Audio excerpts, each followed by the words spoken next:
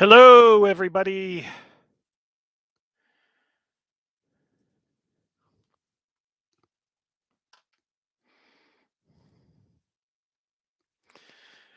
Can you see me? Can you hear me?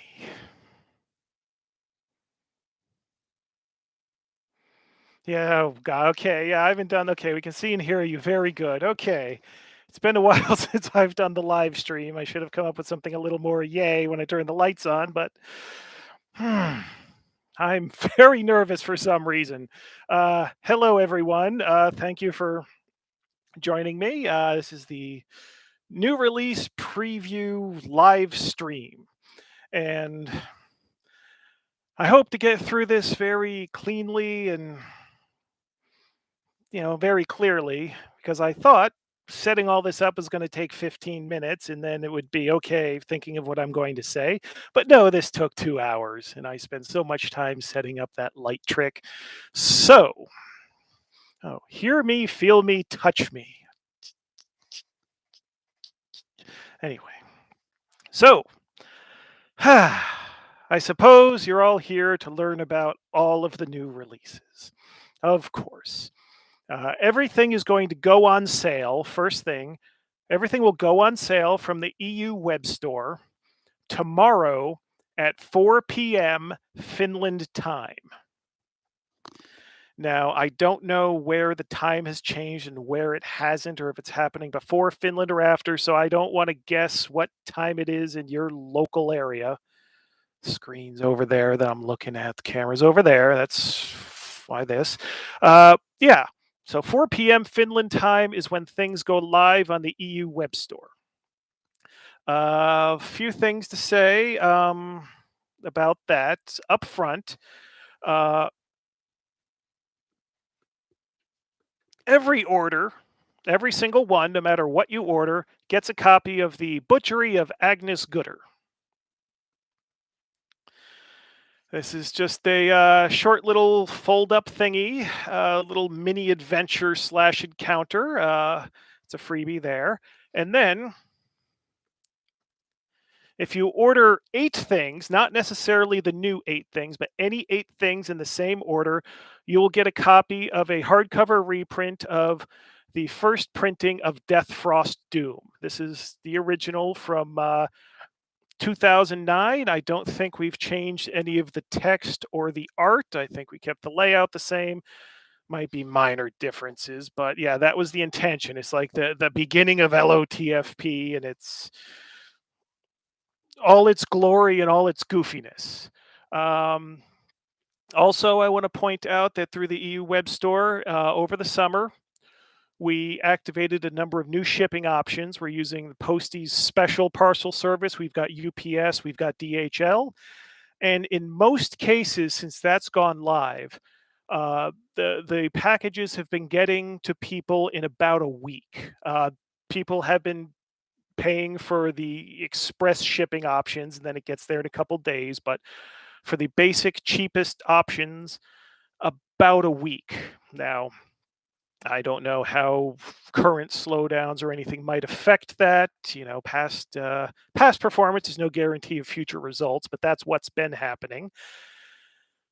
And there won't be the great delay in shipping this year that there was last year, because I think last year I spent several weeks packing things and then sending everything out at once. We're not going to be doing that this year because DHL comes to the door to pick stuff up, and most people have so far been using them. So it's just, yeah, and even for UPS and the Postie Special Service, we just go to the drop locations and drop them off. So what'll happen is I will begin processing orders immediately. So there will be things starting to ship out as of Tuesday. And hopefully, if the volume of orders is similar to last year, it'll probably take me a couple weeks or so to get everything packed and everything sent. So things, there might be a little bit of a delay there, but packages will start going out immediately.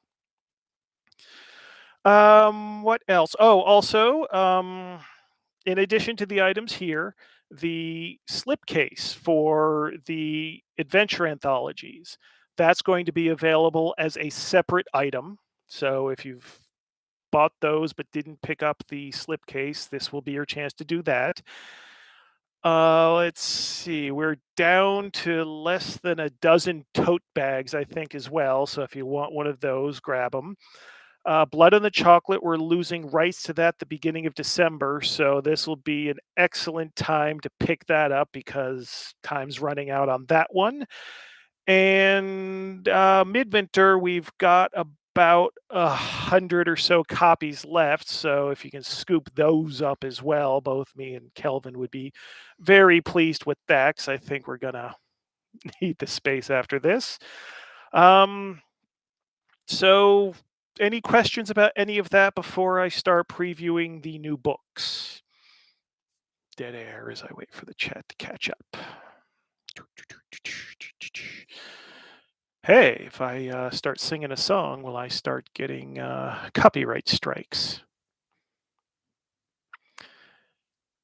You don't have any masks left. Okay. No, go ahead. Okay. Okay, to make this interactive and because I need some direction, do you want me to start from the box side or the book side? A question. Will the slipcase come with all 3 anthologies? No, it won't. The slipcase will be offered as a separate item. So if you wanted all the anthologies and the slipcase, that would be 4 different items you'd have to add to the shopping cart.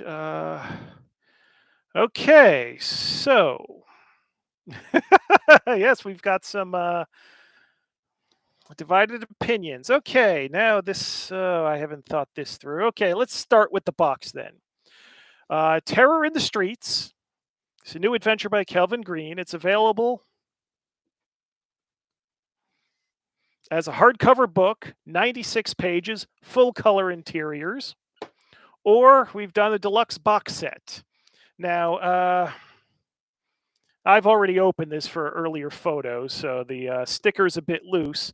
When I ordered the wrap and the stickers, I was thinking I'm going to seal this thing. So collectors that wanted an unblemished copy, they'd have to buy 2 if they wanted to get in there to read it.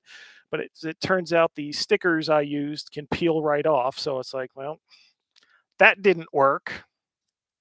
So let me show you some of the stuff in the box. The question, do we add the freebies to the order or do you automatically add them when we buy 8 books? The freebies will be automatically added. They are not going to have their own product entries in the store. So you don't have to worry about that. So here's the box. It's Terror in the Streets. This is the big Terror in the Streets. And here's a question. The screen that I'm looking at, everything's reversed. Is everything showing right side for you guys or yeah, okay. So big Terror in the Streets. Okay. Everything's good. Good. Okay. So 25 millimeter custom die that has to do with the adventure. Oh God, this table's full. And then, so you'll get the Terror in the Streets book inside the box, the same hardcover that you can get separately. So you wouldn't, buy the, have them as separate purchases. We also have Huguenots and Other Distractions. This is a 48-page full-color hardcover book that is available only in the box. Side quests. Then we've got a map of Paris that folds out to A3 size. And then we've got 15 different props and cutouts and handouts for the thing. And as a bonus on the publisher's end, because as I decided when I was, ordering all the materials, deciding what to do, I was like, I want to just make this fancy. This could have been a card, this could have been just like a cardboard fold-up box like the old Grindhouse edition was. Would have been much cheaper. It's like, no, I want a proper game box to put together this time. Well, because the amounts are so low, this is a limited edition of 550 copies.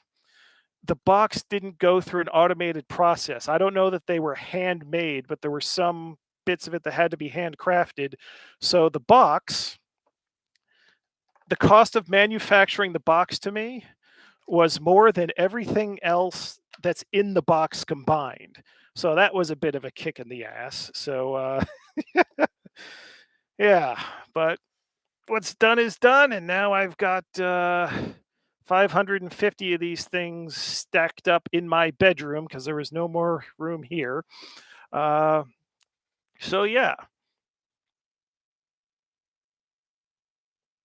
let's see.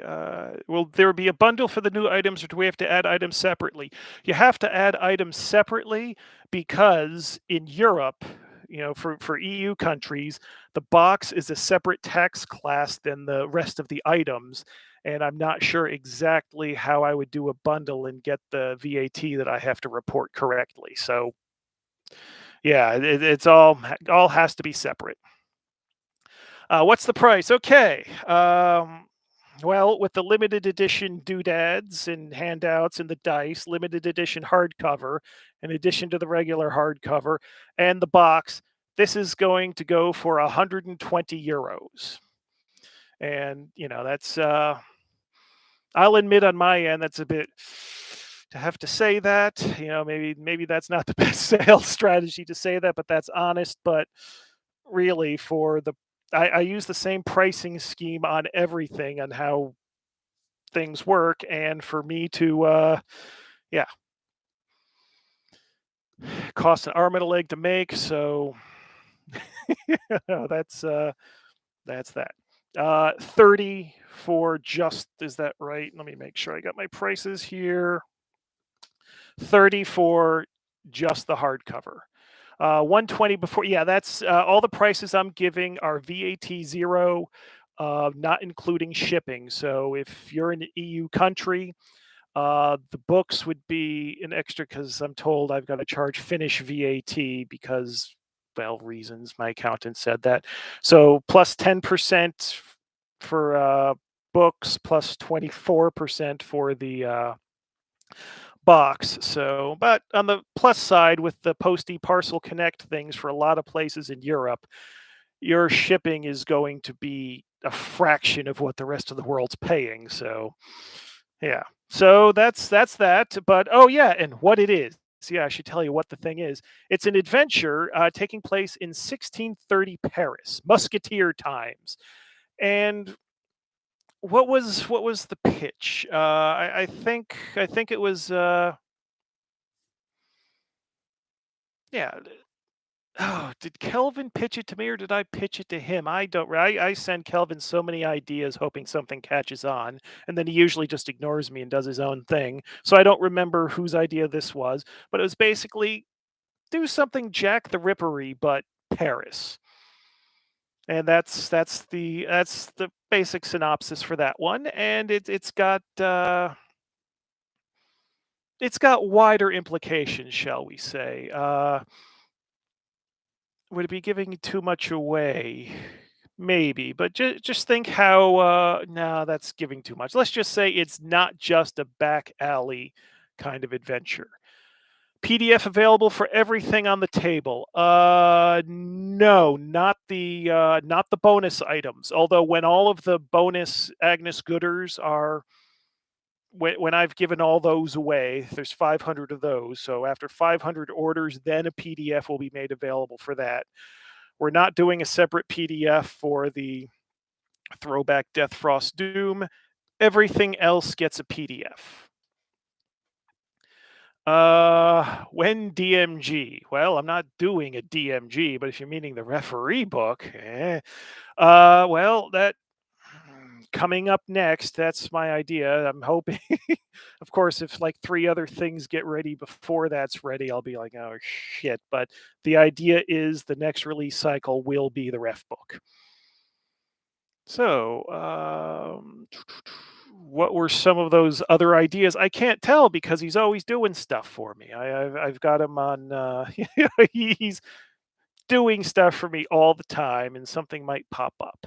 So flip through art sample. Well, see, I don't know because well, this one, maybe it's not a problem, but for some of these, there is some art that I think when you see it, it'll make the adventure for you. If you're like, "Yeah, is this any good?" You'll see a piece of art and goes like, "Okay, this is awesome." And I've got a bit of a problem. I don't want to show that to you. That would probably be the absolute best sales pitch to show the specific pieces of art that really lit my brain on fire and make you go, "Oh, that's awesome." But I also think there's something really special. Like, I like seeing movies without seeing the trailer, without really knowing anything about it. I like diving in fresh. Back when, record labels used to do sampler CDs, I'd find bands that I like off these sampler CDs, and then when I'd listen to the album, the song that was on the sampler CD, the single, would be the song I liked least because I wasn't discovering it on the album. It was like, "Oh, that one I've already heard." So, yeah, so I like the idea of the people who trust me enough that I'm releasing good stuff, that when they see it, you'll be able to download the PDFs immediately, but it's something that you've paid for, you're invested in a little bit, and then it has the chance to amaze you from there. It's not an advertisement where I'm trying to hook you in. It's something that's now yours, and you get to experience it that way. And yeah, that's what I like as a consumer. So as commercially dumb as it may be, that's the experience I want to provide as much as possible to everyone else. You see, how do I even show you art this way? I mean, there's the, I mean,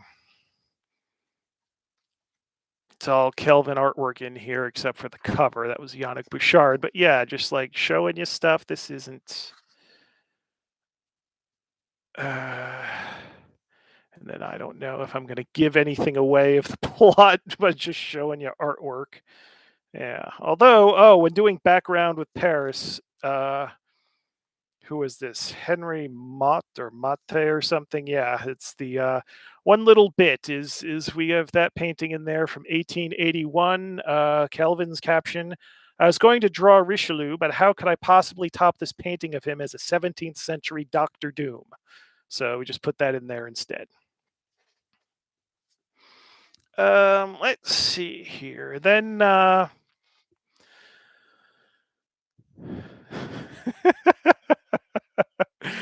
a consumer, you like it when you walk into a store and someone hits you with a shovel. Well, if I'm looking for a shovel, yes.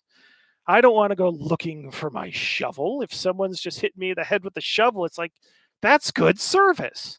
Now, if I'm looking for a hoe instead of a shovel, then we might have a problem. Who designed the Mini? The Mini? Victor, you're going to have to explain that more. And I keep forgetting there's a delay. So I'm asking a question, and then it's like, why aren't you answering? So, was that a miniature in the box? Oh, okay. The die, yeah, there's a custom die, 25 millimeter size, all six faces, custom art by Kelvin.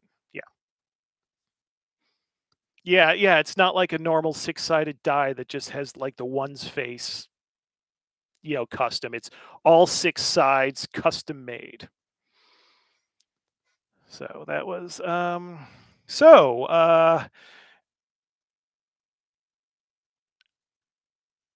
let's see. No, the boxes. No, the boxes aren't numbered. I did the numbering thing. What was that for Midwinter? I think I did the numbering thing, and that became such a pain in the ass. Not just the numbering of them, or was that one the one that was numbered by machine? Oh God, I can't remember. There was some release that I hand numbered, and that was a pain in the ass for reasons.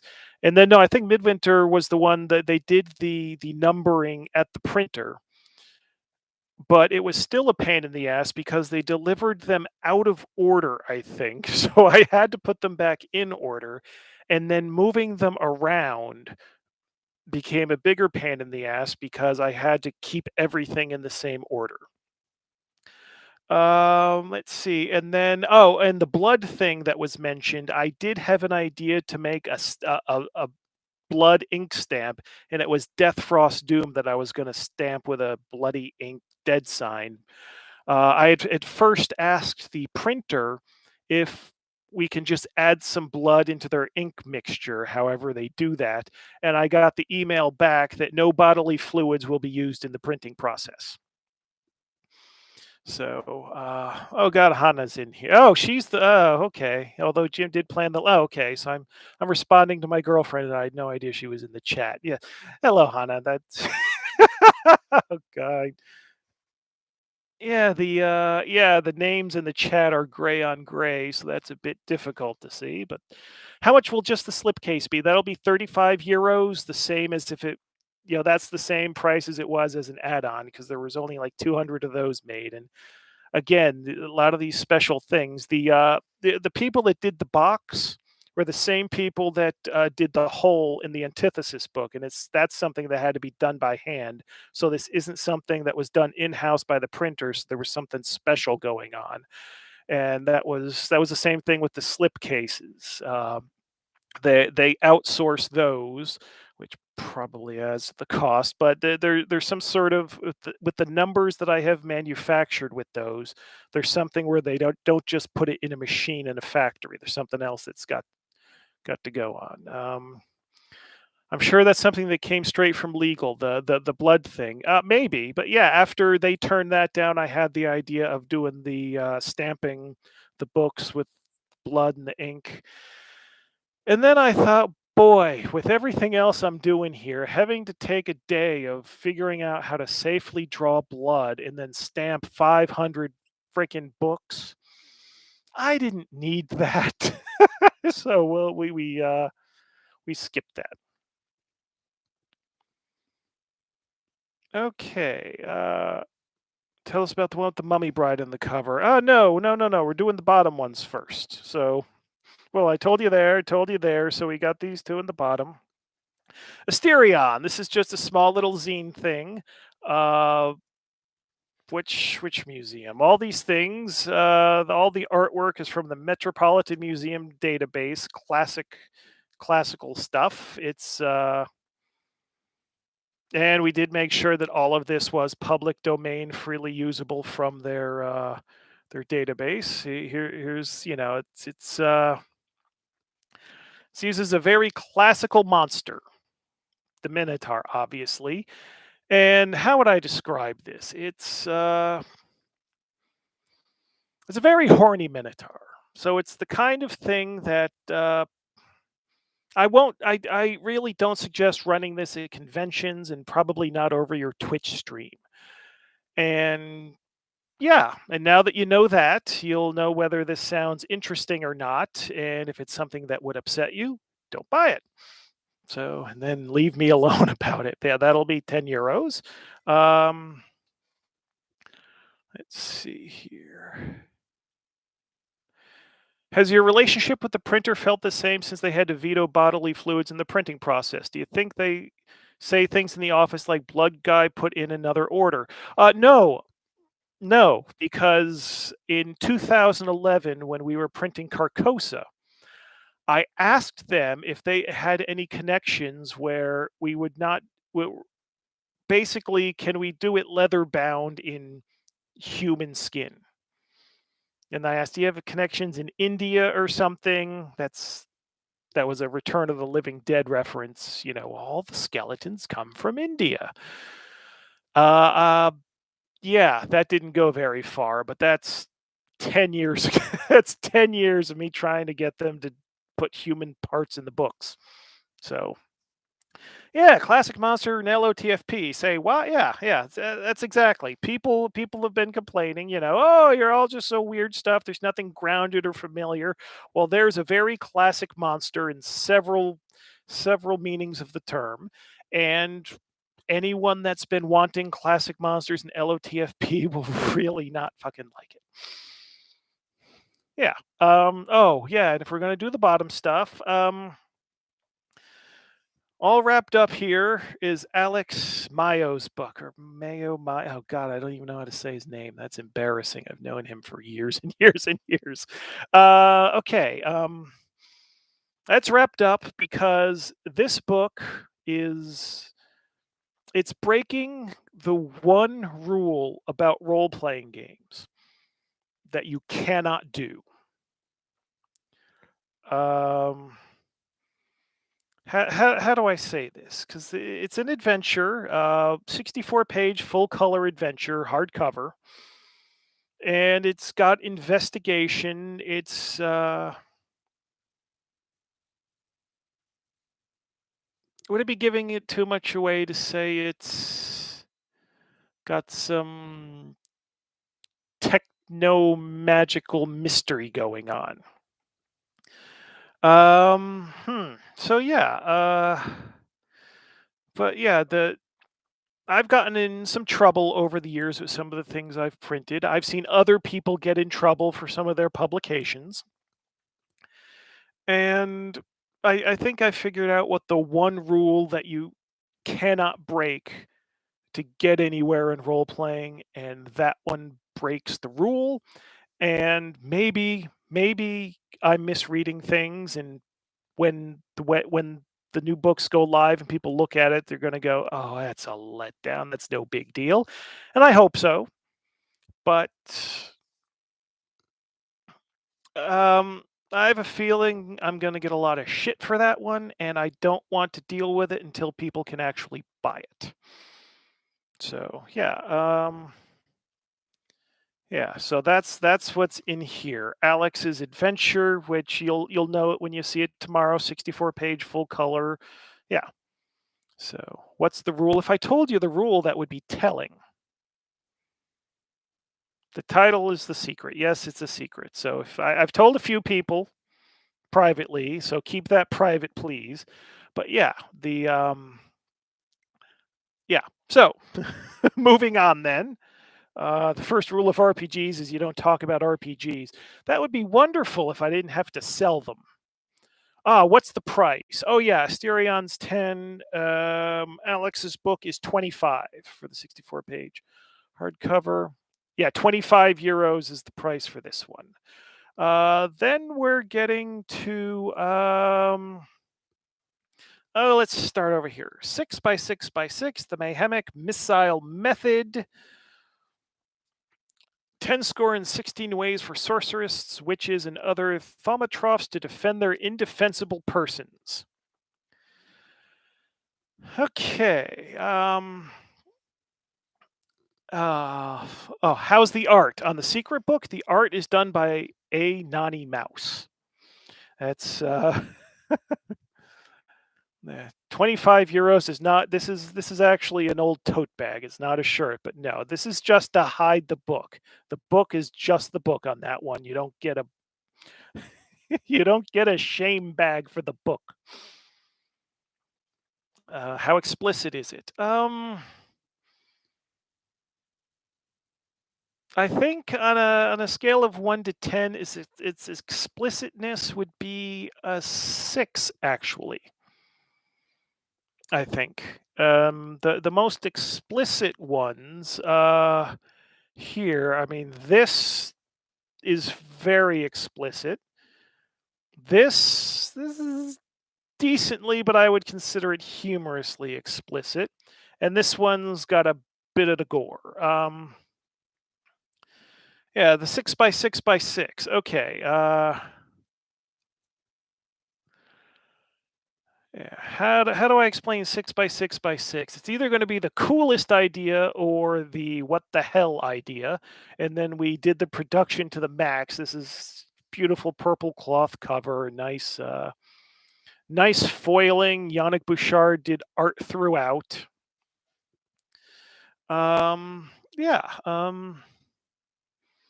Oh, so basically what this book is yeah, Ezra late last spring, I think, said, "Oh yeah, I have this project. Are you interested in it?" And it was basically 216 different ways to define a magic missile.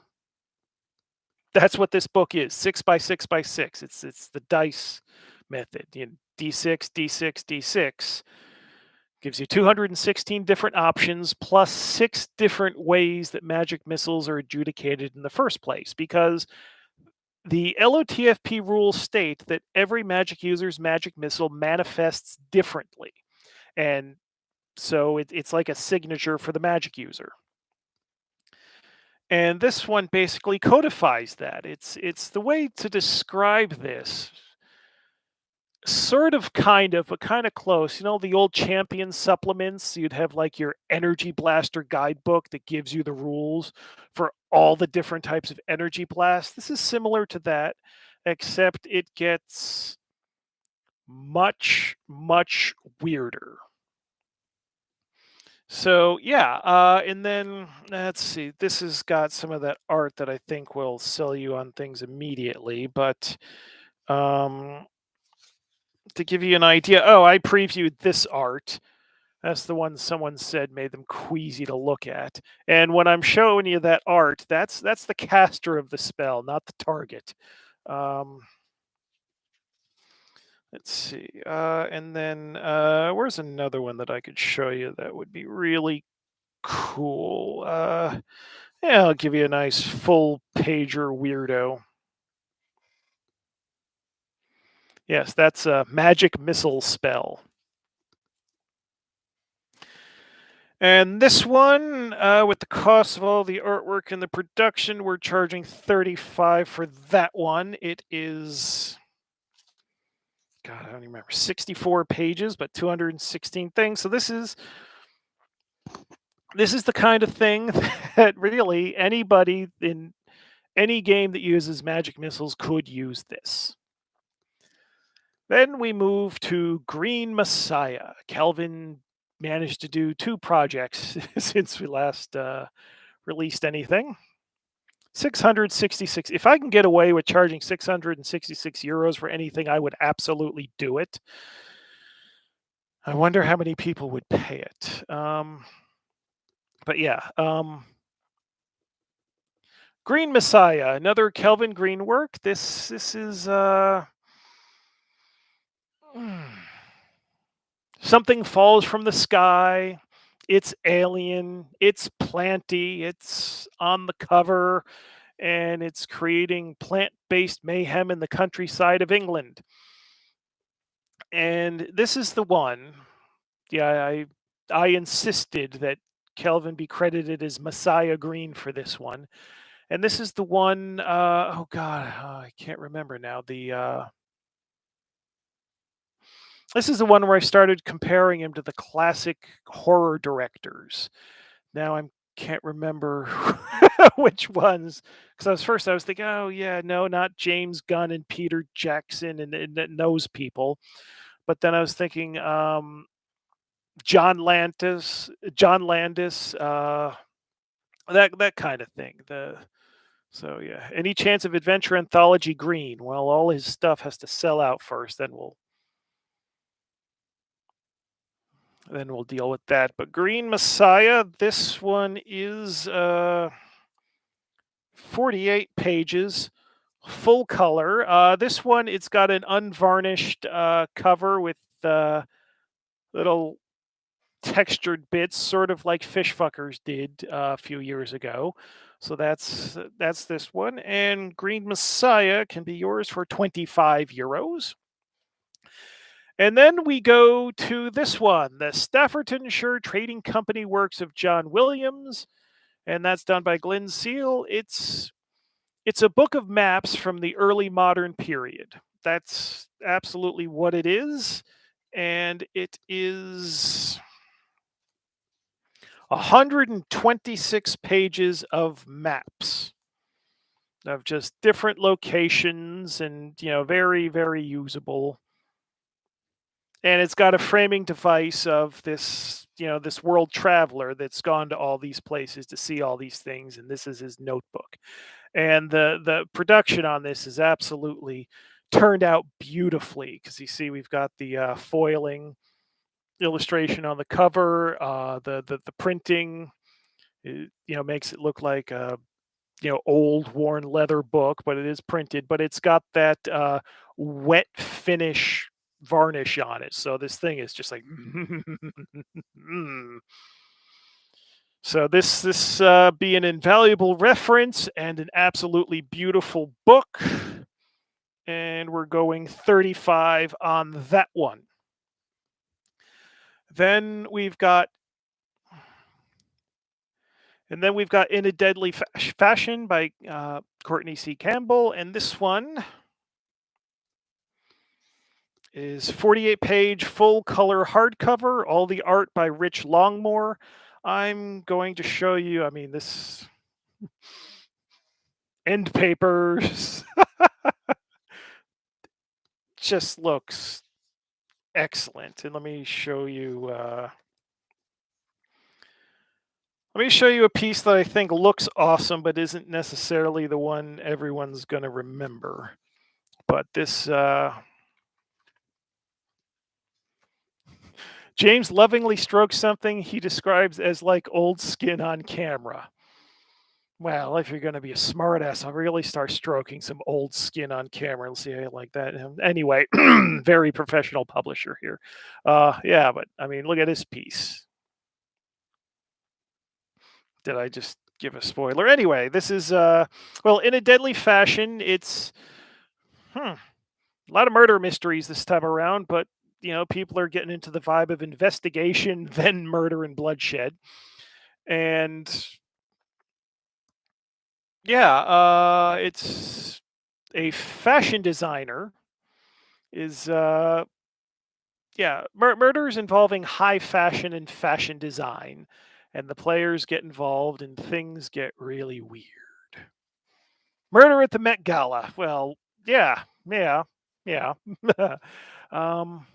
Lamentations of the OnlyFans. If it would work, I would do it. I actually. Yeah. Will any of this be stocked in the U.S. store? Yes, but not soon. Let me clarify. The hardcover for Terror in the Streets and everything in the back row, and well, in theory, Alex's book will be stocked in the US store, but we haven't even started organizing the shipping yet. So it'll be sometime after the new year before it's available through the US web store. Agnes Gooder's not going to the US web store. This Death Frost Doom's not going to the web store. Asterion's not going to the US web store. The box is not going to the US web store. Oh, the price for In a Deadly Fashion, $25. And then that leaves. Someone's been asking, what is the weirdest thing in the bundle? Job Bittman's Book of Antithesis. I have a hard time describing what exactly this is. I think when I first read through the original draft he sent me, I was like, I got no idea. Green light. It's well, what are the selling points? Let me get the easy selling points. Joe Bittman, last thing he did for LOTFP was Towers 2, and this is no less crazy than that. Please try to be sold more than Antithesis. All of the artwork was done by, Benjamin Mara? Is that his name? Let me make sure I'm not screwing up the guy's name. Yeah, Benjamin Mara, who is an honest to goodness Grammy nominated artist. He did artwork on Wayfaring Strangers Acid Nightmares special edition set that got Grammy nomination, I think, for best packaging, if I'm remembering that correctly. Let's see. And what is the printing's beautiful. It's another one that's unvarnished. It's black paper with the silver foiling, and that's This is a very nice book. And then we did this thing with the book. Uh, what do I? Oh, and the foreword is written by J.F. Martell. He co-hosts the Weird Studies podcast. He did, yeah, he did a few thousand words as a foreword. Now, what is the book? It is, well, about two-thirds of it is an adventure in here, and the other third is how role playing is an actual occult practice and how to get the most out of your gaming through occult means. Uh, whether Job is serious or just screwing around, or was screwing around and that got serious, or I couldn't tell you because what I want to say is magic is all nonsense to me in real life. But, but the rituals that he has in here for role playing, it's not preparing the game, it's preparing yourself to run a game. And while I don't do anything I consider a magic ritual, I, before running a game, do focusing rituals myself to get me all ramped up. It's like, oh God, I'm gonna have guests, and then I gotta entertain them, and I gotta do this adventure, and it's gotta be good. Oh, focus, focus. Because I swear I've never, ever, ever, ever, ever hosted a game where I didn't hope 15 minutes before start time that everyone would just call and cancel, and I would be like, because I'm not a great people person. Once they show up and once we get started, I'm generally good, but it's just that, oh my god, people performance. So I've got my rituals that I do to help me focus and get sorted. The one thing I do that's not in this book is I would take all the dice I'm going to use for the session and I keep rolling them. And then as each die comes up its maximum value, I separate that out. So I eventually roll all the dice so they get to their maximum value because that helps focus me. It's like, okay, it's game time. Yes. And this is basically tools to do that with in an occult manner. And then it's got an adventure that's very Job, very Job. So yeah, and antithesis, yeah, but with the talent, and this book is 160 pages, so it's the biggest book we're offering. 160 pages, fancy ass custom handcrafted bits in the book. We're doing 45 euros for that one. So, that's the new stuff, I think. No, let me show you some stuff in here. What's a good thing to show you? That one's, uh, that one might get me thrown off of YouTube. Oh yeah, if you're saying what's explicit, this is explicit. The stuff about the demon parts, there's a page of demon penises because that's, yeah, my girlfriend, when she was looking at the art today or yesterday, she saw one that made her go, so that's always appreciated. Um, so here's a nice, good piece of art that YouTube would not get too angry at. Well, here's nice, that style of art. That one's not too explicit, but the artwork gets really messed up. So while I think Alex's book will get me in trouble at first glance, I think when people, people aren't going to get upset looking at this book. I think there's a good amount of people that if they actually read it, I'm going to have a fun day. So,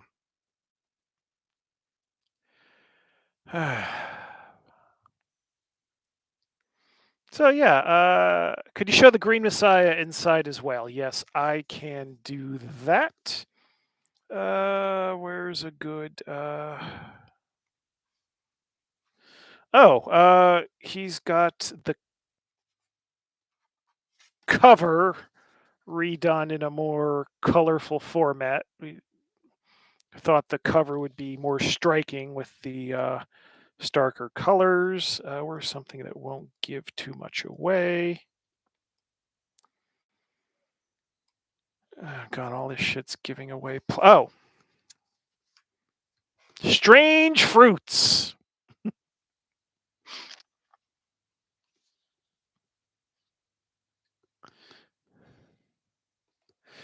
Um, are we eligible for a refund if Custom seizes Maya or Bitman's books? Only if they return them to me. If I send them and Customs takes them, that's yeah.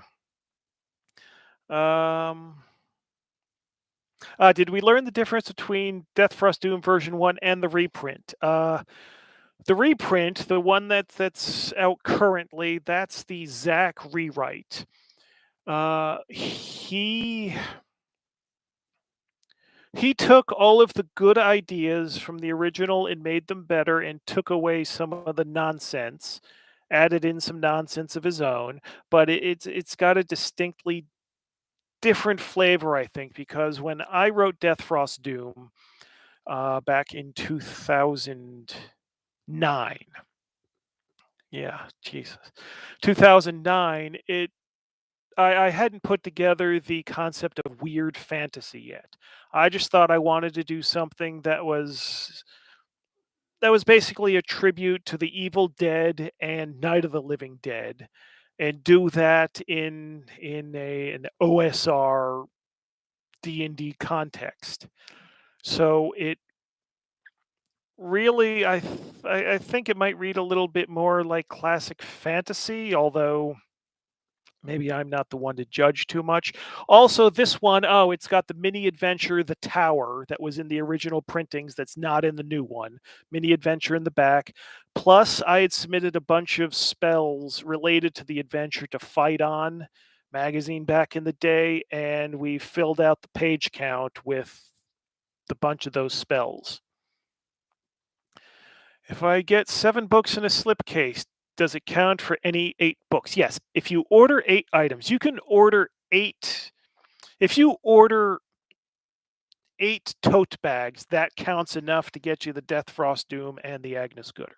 Just any 8 items, that'll get you that. I didn't, because we're releasing some screwed up stuff here. I didn't want to require you to have to buy the really icky stuff to get a bonus thing that's not really icky. So any I any 8 items you'll get the Death Frost Doom. But of course, if you're not ordering anything that's on this table, you're really missing out. Let's see. Chats. Is this word for word reprint of the original with a hardcover? Yes, that was the intention. Although there is some confusion because of bad file management that I was doing. There were a couple of different prints of Death Frost Doom in the early days when it was just the booklet with the detachable cover, and so it might be the second printing, but we included the second printing with the better map, but we also included the first printing when I had actually done this map, and it was just like who can freaking read that? Yeah, because the original printing of Death Frost Doom, because I didn't think I'd get any traction with this stuff. So Death Frost Doom, the first printing, I forgive me, old fans, I'm repeating this story. As each order came in, we would print off the pages and then print off the cover on cardstock on my home printer. And then we would staple them, fold them, and then trim them all by hand. So yeah. Um, so and then after we did, I don't know how many of those, we decided to go to a local print shop and let them do it, because think I may have even been using an inkjet printer at that time, and there was like heavy blacks in the Death Frost Doom. So yeah, all the stupid mistakes that I make in publishing. Well, I still make stupid mistakes, but I've been making them since the very beginning. Let's see. Let's see. Okay, a couple mentions of bookmarks. Okay, I should be able to put that together for the next release cycle. Let's see. We still Could you say more about the extra book in the box set? Yes, it's they're side quests that side quests taking place in the setting of, but not directly related to the main adventure of Terror in the Streets. It's Yeah, I think it's four different side quests unrelated from each other, and yeah. It's Kelvin, so he doesn't get into anything real nasty, but I think it's no, I don't want to. See, I almost said it's a family friendly sort of weird, but every time I say that, someone sees something absolutely horrible in something I didn't notice. So, uh, let's see. Let's see. I had a pitch you actually liked, but you kind of stopped replying. Oh yeah. Oh God. Especially for the past couple months dealing with these, I'm absolutely horrible with emails. So absolutely send me a reminder. I do have I've got a whole bag full of printed out manuscripts. It's taken me, yeah, this past week I finally got new glasses. It took me 2 months to get the new glasses, and I've my old glasses ever since I got the exam for these. It's like I'm just looking at everything blurry. But yeah, I'll should be catching up on that stuff after the shipping cycle. Um, all that folding sounds like an old way of get Raji blood. Yeah. Well, sometimes when I'm packing, packing shipments now, a bit of my hair will get caught underneath the tape I'm sealing the packages with. And I was like, well, I'm not undoing the tape for a hair, so DNA out the door. Will the extra books in the box be available as PDF? Yes, the plan is if the box and the book will be listed as separate items, but remember, this book is already included in the box. You will get the PDF of the bonus book. And the handouts, it's already going to be part of the PDF for the book, but you also yeah, the extras, of course, not giving you a PDF of the die, but yeah, if you buy the box set, you do get a PDF of the bonus book. We will be selling the PDF separate as well, but I haven't even started on the drive-through uploads yet. Maybe when you say family friendly, you mean Adam's Family. Well, you see, there wasn't anything particularly not family friendly about the old Adams Family TV show. So, but yes, in that way, not Care Bears and the Get Along Gang. Uh, yes, yes. Would you let someone volunteer to do the email job for you, customer service, etc.? Um, well, the first difficulty is that I use the same email address for my personal stuff. My personal and my business email address are still the same, so that's the problem. Uh, yeah. But the difficulty would be, I don't think I need someone handling the email so much as I need an assistant that has access to it, that every day comes in and says, okay, this is the stuff you haven't dealt with. What are you dealing with today? I need a manager. I'm yeah, that's the truth. Ref book when? That is still planned to be the next release cycle. Trying to put a date on that. I mean, this stuff was originally all supposed to go to press the end of May and be available end of June. So that's how worthwhile my planning and dates are. And to give you a hint on how long some of this shit takes, this book here was commissioned, and I think I had the text in right about the same time that we got the text in for Blood in the Chocolate. That's how long some of this shit takes, and this is only a 48-page book. Uh,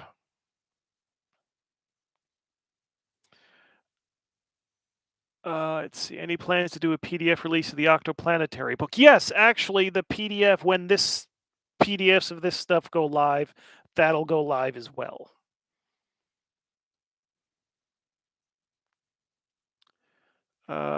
Okay. Which books are body horror and gore themed like Death, Frost, Doom?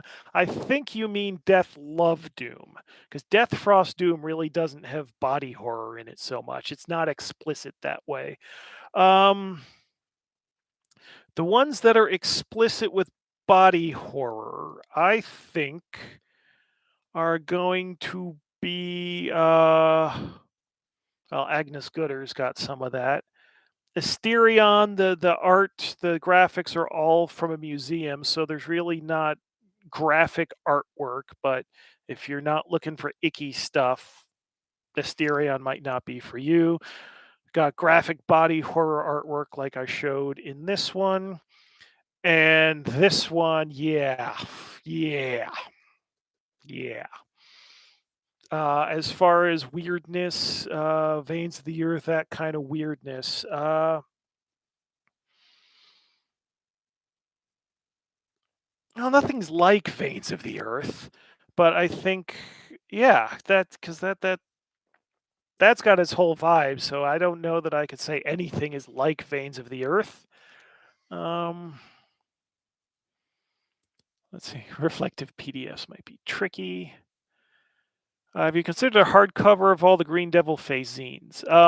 Yeah, that's a problem because of all the different contributors for each of them, and who knows what each of them thinks of me these days, and I'm really not in a hurry to find out. And the reason that Green Devil Face number 6 never came out is this was years ago. This was 2018, I think it was, or maybe early 2019 before everything blew up. But one of the contributors just kind of dropped off the face of the earth, which really sucks because he had turned in a project and I'd spent over €1,000 on the layout. And I was looking to get his approval and trying to get, art ideas for it. And the person just disappeared off the face of the earth. And I had his address like from an order or something, and I like even sent him a letter in the mail, never heard back. So there's like this project that I'd done layout for that disappeared. And also just like, okay, so he contributed to this Green Devil face, so I can't do anything with that. Yeah. Yeah. What's going on with those one-page dungeons you asked for a while ago? Oh yeah, I have a few in reserve. That's basically they're going to be stuff like the Butchery of Agnes Gooder. Yeah, that's just the first one. It's like the pilot program. If that goes well, that's what those other ones will be. They'll be bonus items that get sent out with orders. Are you planning a more regular release cycle like every quarter? Yes, yes. Of course. What are my plans worth? But yes, doing a smaller release cycle every quarter is much preferable because this I don't know how much you want me to whine here, but this is such a risk. And I didn't know what to do because if I tell people that, oh yeah, we're going to release 3 things this month and 3 things next month, and people are going to wait for the shipping anyway, a lot of them. And then if I just release them all at once, it's like, okay, if I don't sell enough of all of them, I'm screwed. But how many people are going to buy all of them? And it's kind of this balancing act where all of this stuff sort of got finished around the same time, and it was just, I mean, the idea was for Terror in the Streets and Book of Antithesis were supposed to be their own release cycle last October. So that's we're working on LOTFP time here. Um,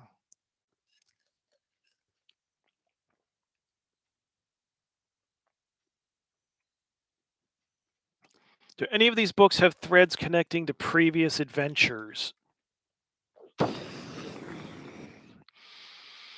Um, Kelvin always has a common elements in all of his stuff, which embarrassingly I never caught. I had to see a fan ask about it. And I was like, "Oh yeah," because people get shit by me all the time because when I'm reading the manuscripts, it's like, okay, is the basic idea good? Do the pieces logically fit together? I'm not like looking at details. I'm not thinking, oh, this thing here matches to this other thing. I don't make any of those connections. Uh, let's see. Any more buckets? No.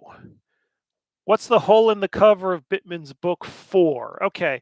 It serves a couple of possible purposes. I'll leave it at that. Um,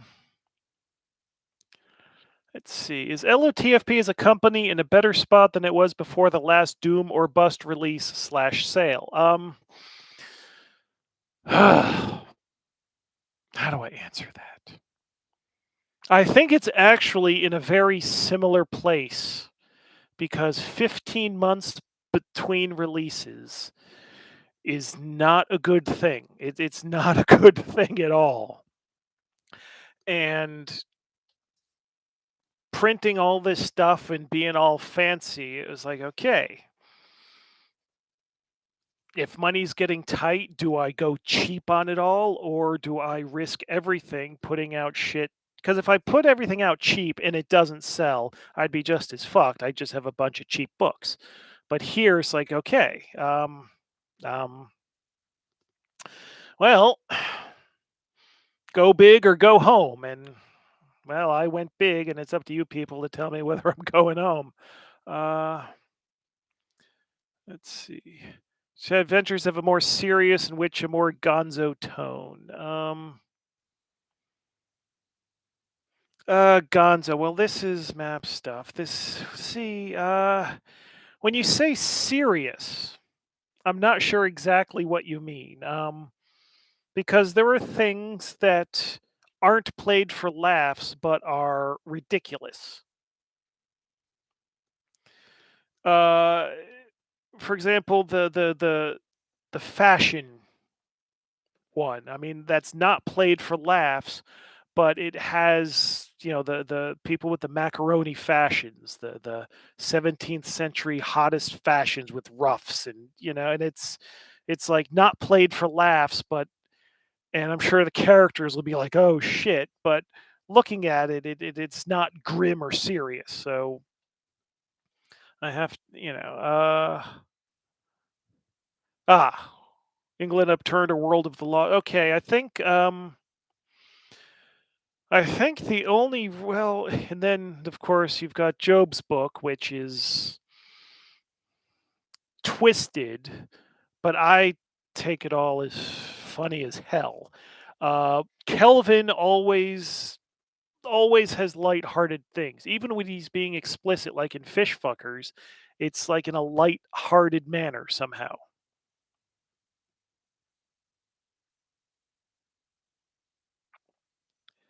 Uh, yeah, let's see. I've seen some other shops are doing payment plans. Is that a viable option for LOTFP?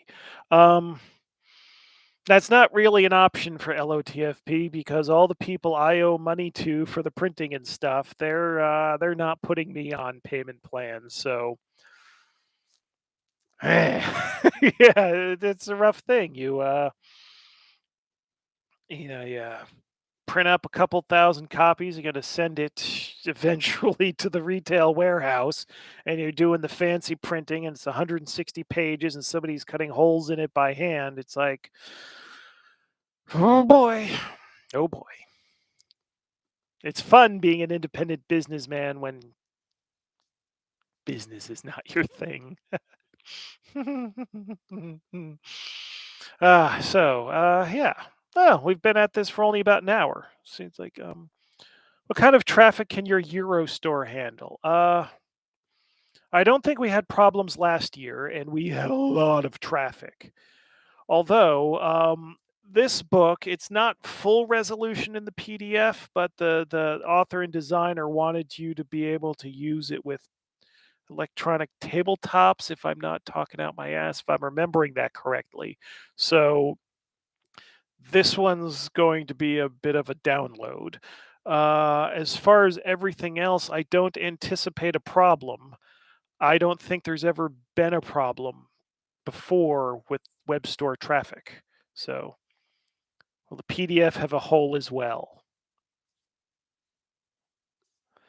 Yeah. So now, now I'm going silent again as I'm. So we're an hour in here. I need questions. Because if there are no questions, then it's going to take me forever to clean this shit up, and it's getting late at night. Any new shirt for the release cycle? No. Part of me is thinking, oh, I should have just done a short run of like 10 or 20 shirts just so there's some shirt this year. But realistically, how many shirts does somebody need from the same company? Freebies are first come, first serve. How many of you printed of each book? 500 copies of each of the giveaway items, 500 Asterion, 550 boxes, and the rest have got full 2,000 print run, 2,000 copy print runs intending. Has the A Nani Mouse creator been canceled? Will be Monday. No, no, it's not somebody that's previously been canceled, to my knowledge, anyway. But yeah, nobody. Yeah, the issues. Yeah, the issues here. There's no surprise forbidden people. Let me put it that way. True, maybe socks or boxers next. Well, maybe socks. Boxer. Well, we did give away condoms, so I can't say you feel weird giving away something you're to put near your crotch. So I guess that's already out the door. Yeah. When are they going up for sale tomorrow? 4 p.m. Finland time. Plans for any new merch in the future? Not at the moment. Not at the moment. Let's see. I'm late to the party. Can you do a quick recap of the contents of the box set, please? Well, you'll be able to watch the replay later. But quickly, it'll have the Terror in the Streets hardcover. That's God. How many pages was that again? I can't keep track. 96-page full color hardcover, plus an additional 48-page full color hardcover that's exclusive to the box, plus 15 pages of props and handouts and cutouts, and the custom 25 millimeter die that's completely custom, all 6 sides, plus this big old freaking expensive box itself. Which of the books by Courtney Campbell? That's In a Deadly Fashion by Courtney Campbell here. Let's see. Bundle price. No, there's no bundle price because there's not a. Yeah, that's number one, an accounting nightmare. Number two, I can't create just a whole bundle of everything because in the EU, the VAT differences between the box and everything else make that complicated. And I'm hopefully going to be spending a couple weeks packing without making that. Let's see. Out of the new releases, which is your favorite, the one you're most excited about? What am I most excited about? Well, The ones I'm most excited about are the ones that I'm actually nervous about. There's a lot of good stuff here, but I'm really concerned what people are going to think when they see this one and when they read this one. And it's that kind of anticipation of, oh, I've gone too far this time. And it's this thing is like, is this going to be the end of my life? Because I remember the absolute hell that I went through when I released Zach Has Nothing to Do with This Book, which objectively was a stupid thing to do, but it was something I had to do at the time. That there was no option not to. And these books, they're not personal to me in that way at all. And they don't involve that subject at all. But yeah, I'm very nervous. I made the crack that releasing these books, and it's these two I'm really talking about, that based on the what based on my reaction to what happened with that last book people didn't like. It's like, is releasing these books going to be the last act I take as a functional human being? And it's like, okay, I'm joking, ha ha. I hope. So yeah, it's these. I think these are really, really good, and they really, really push the line. And yeah, there's some obsession I have with what are we allowed to imagine? Why can't we? Why are there limits? Why is this line that people draw that you cannot cross this line? And a lot of this stuff doesn't go near that line, but I have this obsession. And Job and Alex, I didn't even, well, none of this stuff except the reprints, even mine. But when Job and Alex presented me with stuff that doesn't just cross the line, but attacks the very idea of a line, it's like I can't walk away from it. This is what I was meant to do. It's good that it's not everything that's like that, but two out of the 10 things here, I think that's a good percentage of being that kind of book. Uh, why do you care? Aren't you already canceled? Well, yes and no, because I'm still working with a lot of people. Uh, that may change after Monday. I still have retail distribution. I'm still plugged in. There are people that still talk to me. I'm canceled by a certain set, but no conventions have told me to stay home next year. So there's always more to lose, and yeah, yeah. Um, Any plans of releasing something new penned by yourself? Yes, I have a ton of things that are like a half or three quarters done or planned. I was so excited and I had artwork made. The ref book, that ruined me as a writer because I mean, look at what I've done since the ref book thing. Doom Cave was an adventure, but that was like a funhouse thing. Everything else I've done since then, what's it been, like Slugs, just a collection of monsters. Same thing for Sounds of the Mushroom Kingdom, or spell things like Vaginas or Magic or Eldritch Cock. Very, very do one page at a time, not a whole thing. So I think once I get the ref book done and I don't have that pressure or that guilt that why am I doing anything else instead of this, I think once that's finally out, oh, one of two things is going to happen. Either I will feel freed up and finally start finishing all these projects, and there'll be a lot more of my stuff coming out, or I'll finally decide, fuck it, I've gotten this done. I can just be a publisher and do just other people's stuff. We will see. Um, let's see. What about Covered in Sick? Yeah, that's one of those, and I almost feel, yeah. Well, yeah, that is one of those. It's like half done. Uh, Let's see. Any plans? Are we seeing what's in the bag?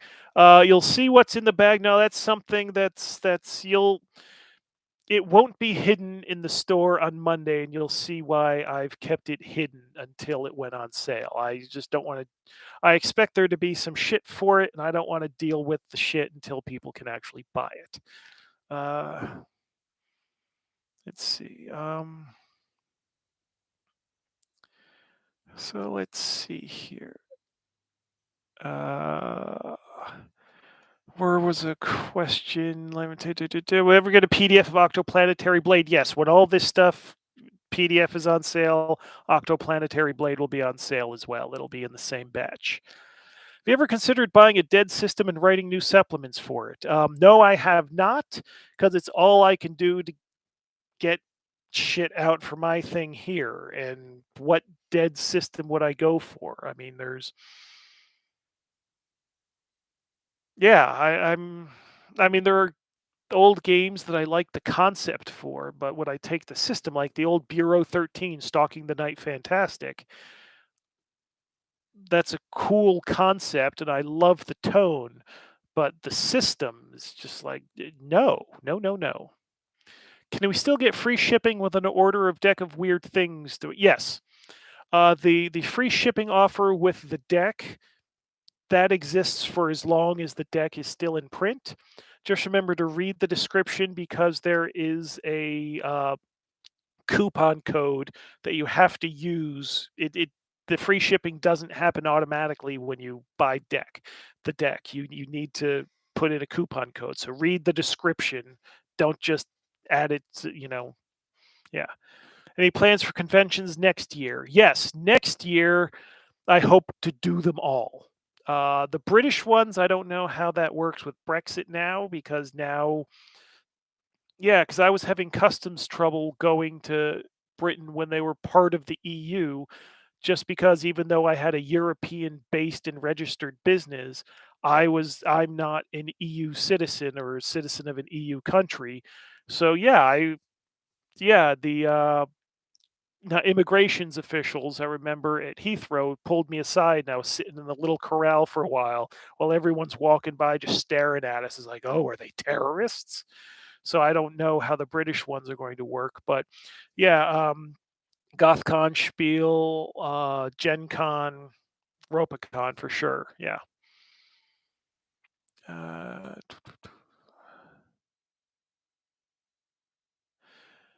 let's see. Yes, yes, the ref book's still coming out. I've talked about that several times on the live stream. Uh,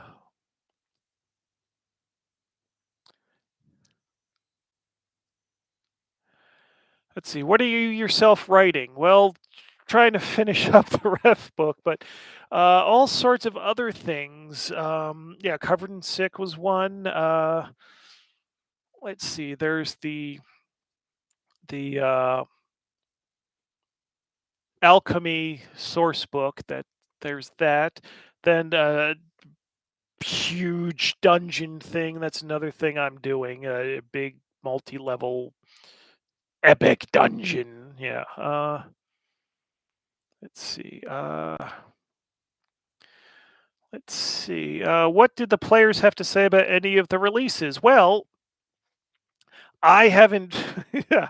Here's the thing. I make sure and I always ask, have you play tested this with the authors?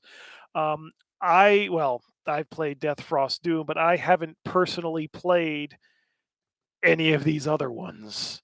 It's yeah, it's actually since yeah, it's yeah, I haven't done regular gaming in ages, so I need to get that going before I can release anything. And I think once I do get my game back on regularly, it's my stuff that I need to get done. Although, yeah, I think there's especially even if I don't specifically play the adventures, this I'll get a lot of use from stuff in here, and this I'll definitely use. Let's see. Give us some teasers about your mega. It's not a mega dungeon. It's yeah, it's formatted. It's the formatting. 128 pages. with a format of text on one side, illustration on the other, with each page being its own, each being a location in the dungeon. So it's basically not little entries, but okay, here's yeah. What are the big stack of boxes behind you containing? Well, these are all the new releases. They're all, my storage room that has all the back catalog stuff. That's full. So this is all the new books. This is my living room. All of the boxes. We got 500 something boxes stacked up in my bedroom. This is a fucking nightmare. You guys really got to get all this stuff out of my house.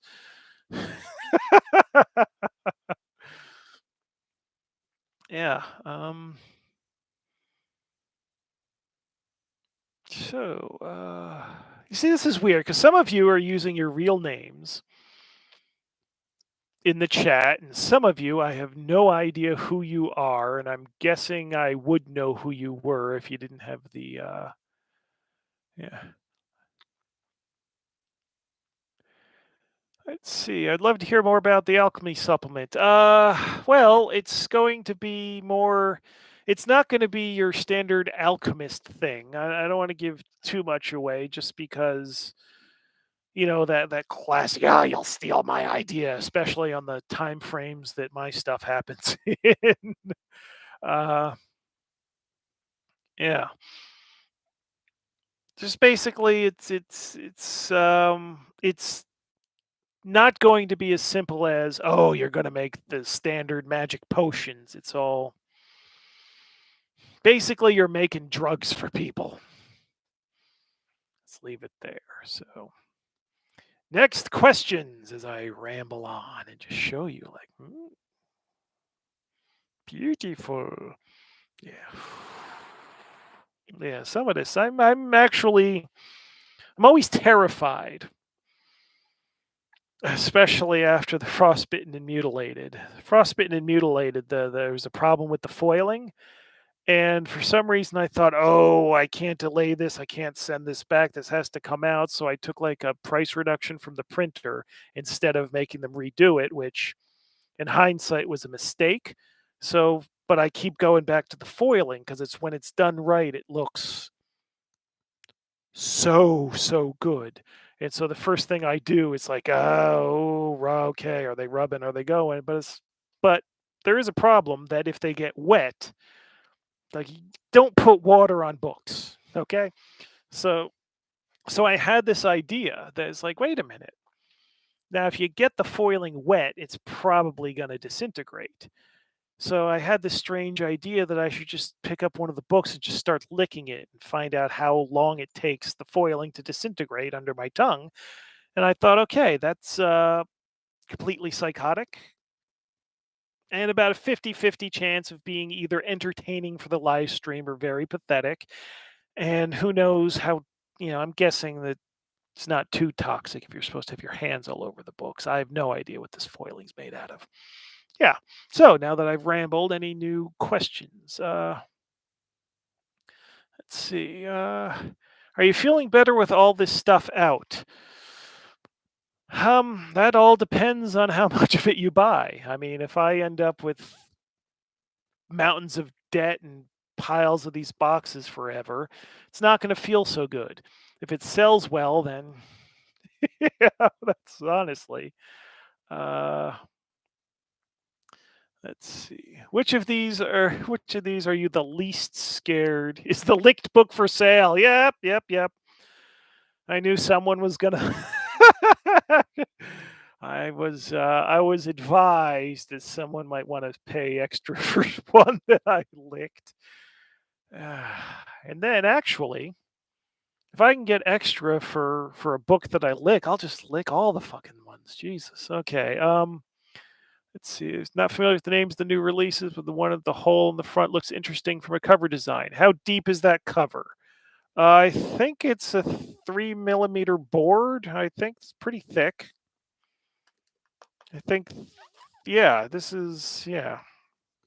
Well, you can't see it from here, but that's Yeah, it's a full hardcover. They sawed a hole right through without messing up the foiling, and they got all the dimensions right. That's beautiful. Let's see. Which of these are you the least scared of releasing? Uh, the Book of Maps. If someone gets pissed off at maps, then I don't know what to do. Uh, yeah, Book of Maps. Yeah, that was said. Let's see. You can hide a secret message under the foiling. Shh. That's one of the ideas. Um, if I have an idea or a half-written adventure, should I send you an email to see about getting it published? Yes, although I am notoriously very slow at getting back to you. Need to warn you. That is just the truth. But yes, you can send it to me. Have you considered scratch and sniff covers? Yes, yes, I have. The the problem is custom smells and how to get that done. You know, you. I think the ideas I have for scratch and sniff are things that really no one would ever want. Uh, have you ever considered doing two versions of a book, an ultra cheap one and an ultra expensive one? No, because in this day and age with PDFs, the book is already the luxury item, basically. It's like you can see, I still collect CDs. I've got over 2,000 CDs. If vinyl is just a bit too expensive for me. Yeah, but doing a cheap version and an expensive version, I mean, I mean, it's either going to have the same art and the same layout, which is going to be most of the expense anyway, or it's going to be just cheaper paper and a thin cover. It's like what the hell. I don't know. I'd like yeah, yeah. While I'm able to put out fancy ass shit, because when I've got the money to spend, I buy the fancy ass books, from publishers too. All the fancy expensive Fawford and Gray Mouser books. That was it, Subterranean, or who's putting that? I can't remember the specialty presses, but yeah, all those fancy Clark Ashton Smiths and the Thomas Ligattis, and they put out a special fancy edition that's ultra expensive. I want that. I mean, I just bought, I shouldn't have, but Arcturus just released this big art book with 5 CDs in it. It was, the size of an LP, cost like €100, and it's like, it's Arcturus, special edition. So I like that kind of thing. I'm not just putting this stuff out because I'm trying to milk the marks. I like special edition kind of stuff. So yeah, that's let's see here. Any plans to work with Zach again? Now, if I was smart, I would just avoid that entirely. But I will have to say, this may just be justification after 2.5 years of dealing with shit. But his real life gets in the way of the work, and until he clears that up, there's no point in speculating on any of that. He's got to clear his shit up. It's yeah. That's that. Um, let's see. Do you plan to make more official dices? Maybe. I mean, that's not a no. It's no immediate plans, but everything's a possibility. Ever consider putting secret invisible inks in the books? We've had ideas. We've had all sorts of ideas. Have you ever reached out to any Finnish metal bands for some extreme metal related contributions? Not Finnish. Is it Finnish? Yeah, well, sort of. Yeah. There have been talks with some people, and they went nowhere. Or yeah. Yeah, yeah, yeah. Let's see. There are two versions of quite a few books already: Creature Generator, Death Frost. Okay, well, Creature Generator, we did the fancy version first, and waited until that sold out. It's not like that the soft cover version and the hardcover were available concurrently. And the Death Frost Doom version here, the reason I'm doing this is because I thought we needed something special to encourage people to get everything, some special collector's thing, but eh, commissioning a whole new book. I mean, this is a 32-page hardcover. If I'm going to commission someone to do a 32-page adventure, I'm going to release it as an adventure, not give it away. And I've reprinted pretty much all my stuff already. I'm not going to do Better Than Any Man as another giveaway. So that's what's left to do. Any art book on the horizon? No. Which one of the new books is your favorite? I'm going to say either Alex's book, which will be revealed tomorrow, or Job's, just because of how risky I consider them to be. That's there are considerations, but I got to say, Kelvin's. I mean, I just went absolutely nuts when I read this one. So if you're looking for pure fun, I'd say this one. If you're looking for there's something else going on here besides just the gaming stuff. It's these two. Let's see. What about Patrick Stewart? I haven't talked to him in forever, and frankly, when he and Scrap didn't want to renew the license for Veins of the Earth, and that would have been reprinted with these things if they had renewed. I'm guessing that's not likely to happen, but I'd certainly be willing if he wanted to. Um, let's see. Are all books going to be available for PDF purchase? Yeah, repeat question. Everything will be available as a PDF, but not immediately. I haven't done any of the stuff with drive-through yet, and they require me to get approval before making anything live. And I'm going to be concentrating, I think, on the packing and shipping of the books. But I'll start submitting that stuff hopefully in the coming week. Although I'm guessing at least two of these things are going to get rejected.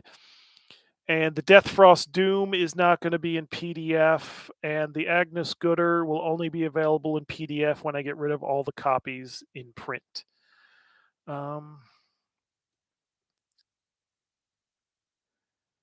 see.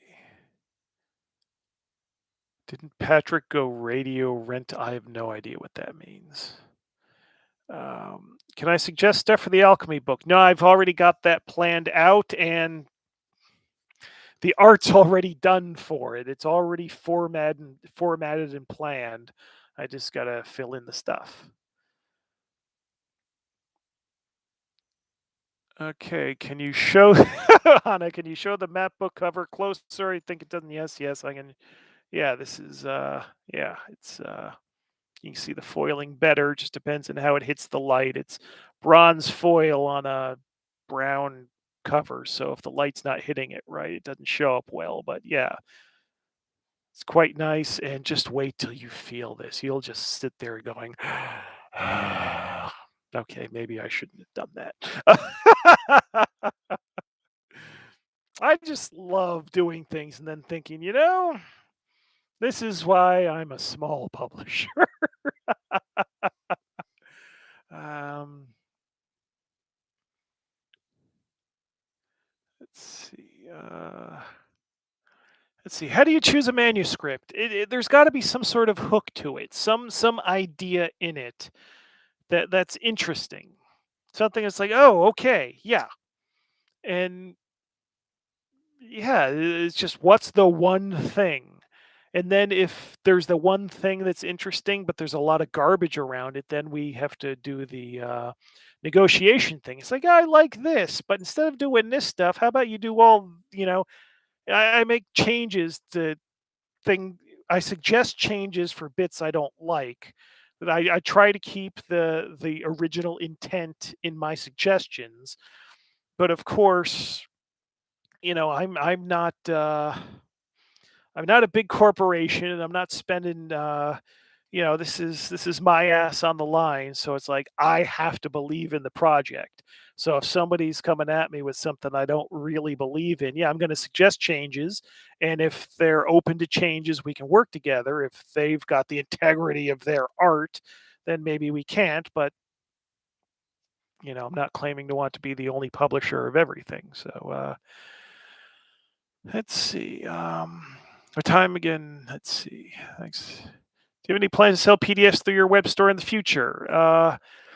No, there are no plans because well, actually, I think they changed the VAT rules again. I gotta see, but the reason I went exclusive for drive-through is because at the time the EU had changed all the PDF, the electronic book or electronic product VAT rules, where I would have had to charge the different VAT rates for the individual countries and then report back to each of those countries' individual tax bureaus. Whereas right now you only have to do that if your sales in each specific country goes over a certain threshold that I'm nowhere near. So publishing. uh, let's see. Is the alchemy book something I would go with if I was looking to replace Van? Okay, this is something that who knows when it's going to come out. First of all, so I got to say that don't hold your breath, because if you hold your breath waiting for anything from LOTFP, we all die. It's one of those unfortunate truths. It's going to be like a character class where their ability to create their stuff it's yeah, it's not managing ingredients so much as you got to spend money that abstract the ingredients, and then you got to make a roll to see how potent or how screwed up you've actually made it. And the more you do it, the better you get at it. So, yeah. What's your taste directives on layout? Well, if somebody's more visually minded and has ideas how they want their stuff done, I'm certainly open. For layout, I'm a very basic bitch. It's just like, okay, here's what we're gonna do. We're gonna format the text so it's lovely and legible, and then how many pages gets to the next 16-page breakpoint, because that, for printing costs and stuff, the 16-page breakpoints are good. And it's like, okay, then we have all this space, so let's decide where the empty spaces are going to be, and arrange where we want the art to go, and that's how the layout's done. That's when I'm yeah, that's my standard. But again, if particular collaborator has ideas that's more racy, then I'm sure.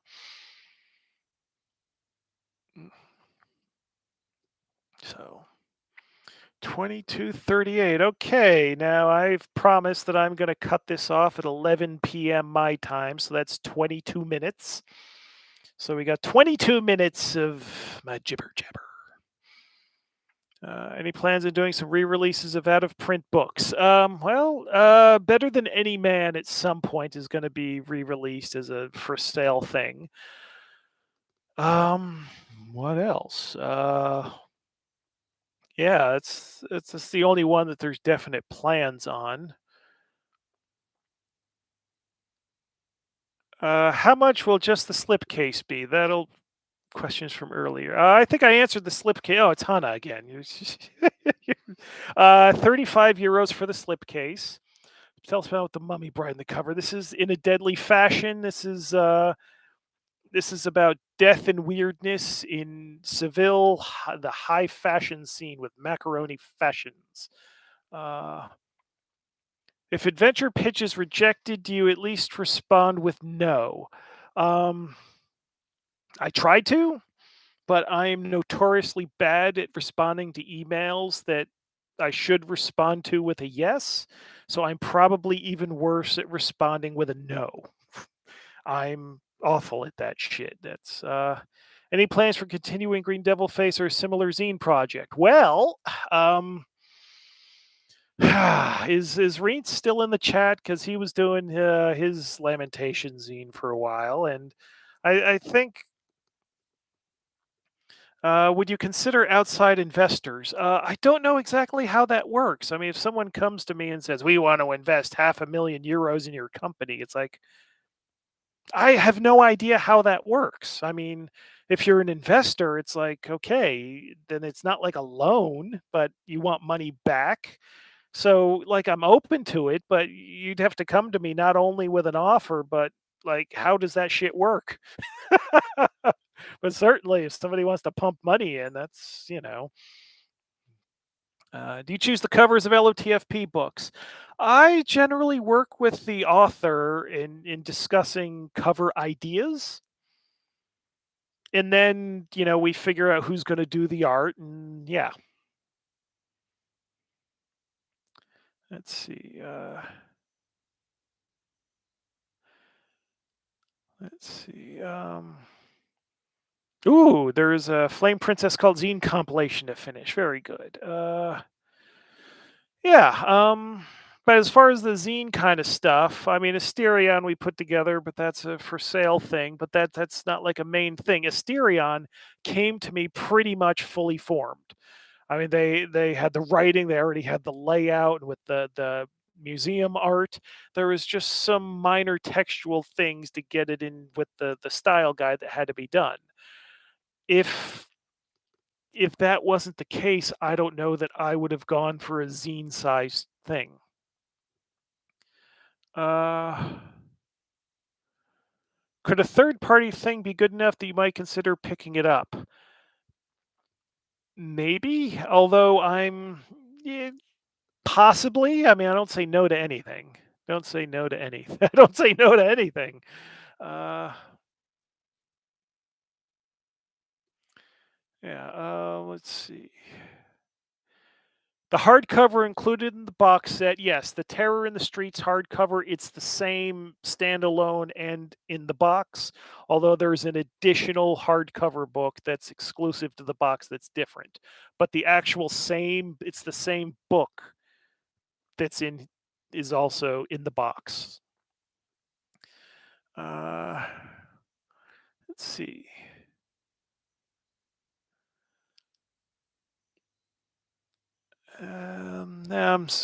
Dead airs. I'm reading the chat from a meter away.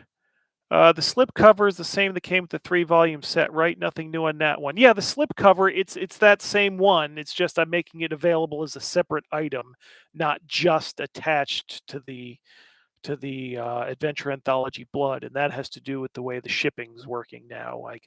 Yeah.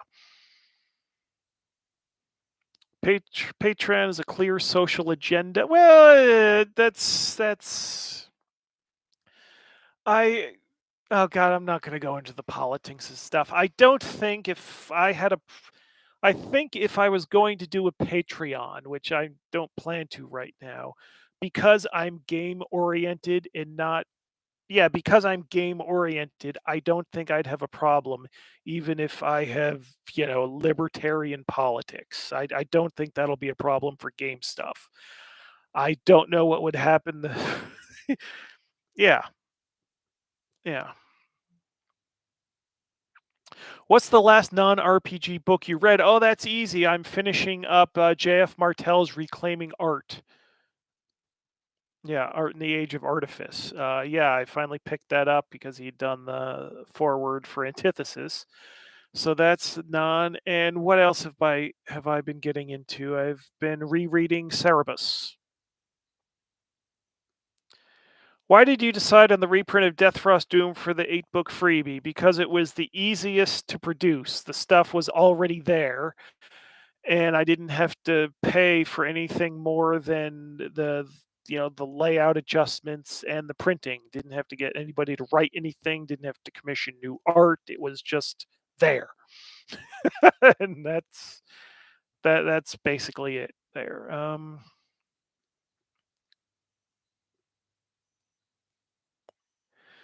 The agenda, just be your own boss and not have to hide your book in a bag because it might be controversial. Yeah, I know. Well, Well, I know from experience I don't deal well with these things, and it was just it's just a decision that I don't want to deal with bullshit for something that's not even available yet. And yeah, it's not the strongest statement, but it's just, tomorrow it'll whatever happens will happen, but I don't have to deal with it until tomorrow.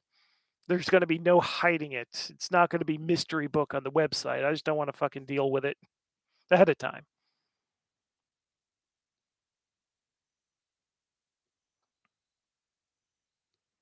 Yeah, I mean, because the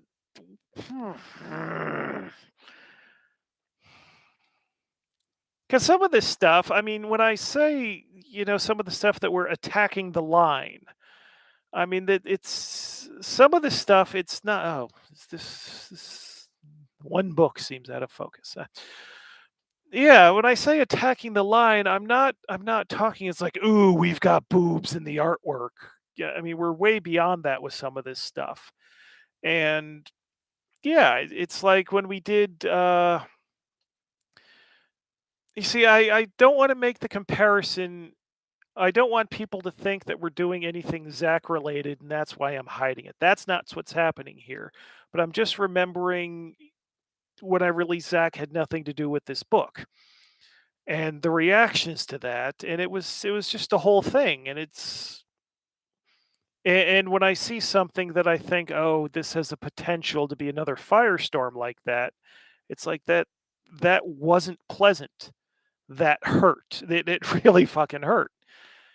And yeah, but it's like, okay, I realize that about myself, that I'm not as strong about some of the stuff that I thought I was, but I'm also not going to back down from publishing it. So how do I do this in a way that I can can get through it? And yeah, hiding the book in the bag is a bit shitty, but it'll be for everyone to see tomorrow. And yeah, I'm just putting off the problems a little bit. Yeah. Let's see. Any new stuff, bands or releases I should check out? Yeah, I haven't had lots of money to be buying lots of new stuff lately. Um, yeah, let's see. I did buy the new Portrait album, and that was pretty good. And what was the name of that one? At One with None. Portrait, excellent kind of classic Merciful Fate style heavy metal band. Their best album, I think, is their 2011. That oh god, it's all Latin shit. I can't pronounce that. Just go to Metal Archives, look up Portrait, their 2011 album. That is absolutely fucking excellent. I saw them live some years back here. They're a great band, and that was one that I was like, I'm not missing the new Portrait when it comes out. Uh, Any chance of returning to some metal zine action? Well, it takes me so long to write all my shit as it is. I mean, it's, and the metal zine for yeah, the metal zine ruined my ability to enjoy normal bands.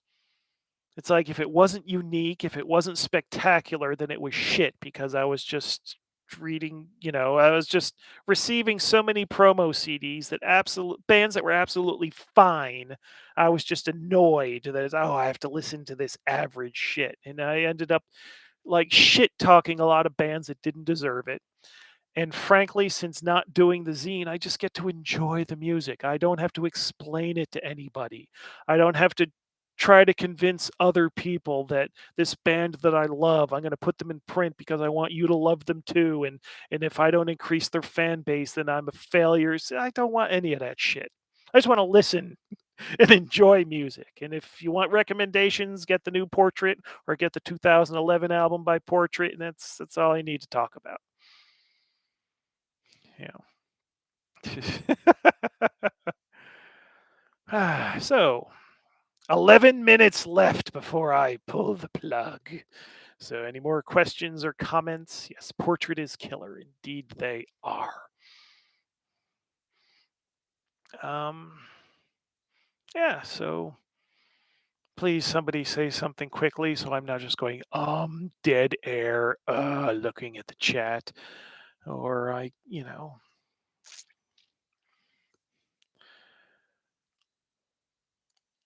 show us the box again. Yes, Kelvin, I'll show you the box again. Of the new releases, what would be a good first time into LOTFP? Okay, the first thing, good entry. Well, Death Frost Doom, all-time classic, if I say so myself. But I think, uh, well, it depends. Are you getting a normal role player and you're wanting to push them in LOTFP? Or if you're getting horror freakazoids and want to show them that role playing can be cool too. I mean, that's really so if you're wanting to push normal role players in an LOTFP direction, I think actually, well, Kelvin stuff is always good because it's got the weirdness, but it's also got the lightheartedness. It's not trying to traumatize people. um, if you're getting like a complete sicko horror, oh well, RPGs is nerd crap. I actually think Antithesis would be the one to hit them with. Do you think the release cycle will be different next year? Hopefully, I can have smaller release cycles more often. Hopefully, we shall see. Let's see. Looking forward to the new releases. Any news, new rules updates? The current rules in Magic is going to get another reprint, so any new edition of LOTFP is still going to be a few years down the line. What role does Hana have to play? What role does Hana play do for the business of LOTFP? Um, well, oh god, now you're going to get me in trouble because I'm going to say the wrong thing and she's listening.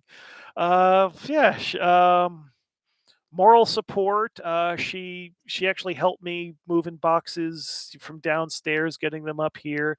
She helped assemble the boxes. She helped put these together.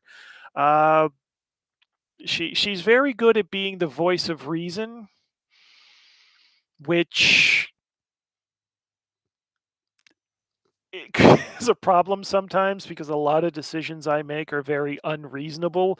I mean, this is nuts. This is to do this is insane. There is no reason here. It's just, I'm going to put my life on the line and trust that you give a shit. That's literally what this all is. So when there's a voice of reason, it's just like, well, yes, you're right, but if I approach this business reasonable, the it never would have existed in the first place, which is which is rough because yeah, it it teaches me bad lessons. It makes me, one of these days, maybe it's not this release cycle, but at some point, shit's going to crash hard. Maybe this time. And of course, it's going to happen sometime, but how long do RPG companies normally last? So it's just a matter of, yeah. But she tries to play the voice of reason. And yeah, that's about correct, Jim. Okay. Hope to see you at Gen Con next year. Yes, my booth's already been confirmed. Why is the Gardening Society no more? Because, couple reasons.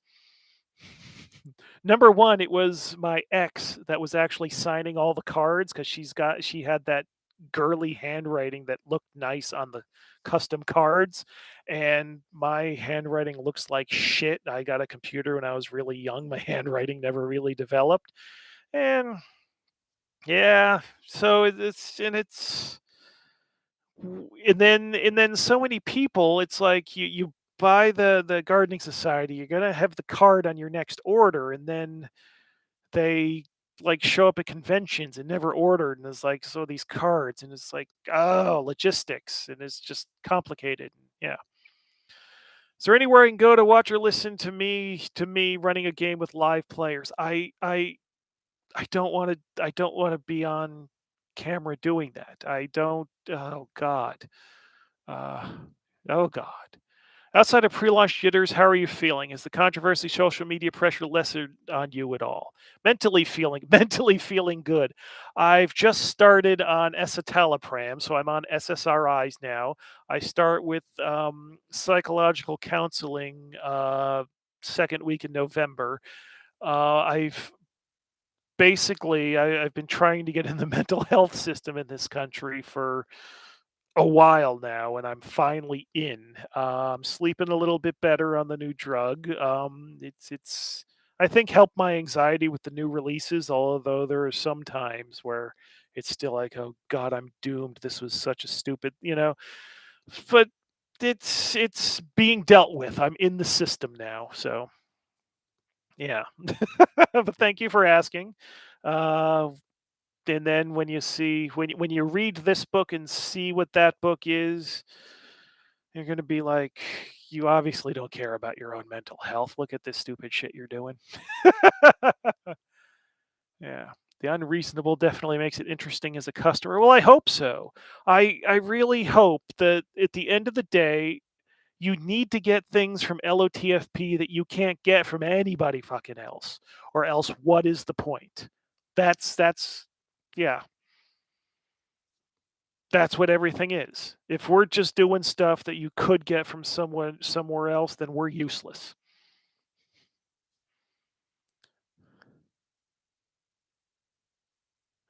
Basically, James's Doctor Who needs a companion to stop him going all Time Lord triumphant and ending the universe.